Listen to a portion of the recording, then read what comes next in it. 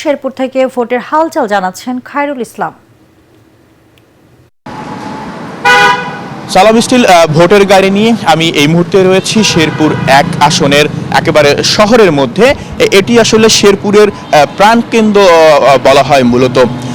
এখানে কিন্তু এখন পর্যন্ত কর্মব্যস্ততা শুরু হয়নি, বেলা বাড়লে হয়তো কর্মব্যস্ততা এখানে শুরু হবে। মূলত শীতের জন্য, কুয়াশার জন্য এখানে কর্মব্যস্ততা সেভাবে শুরু হয়নি। এখানকার মানুষরা এই শীতের জন্য এখন পর্যন্ত ঘর থেকে কিন্তু সেভাবে বের হয়নি।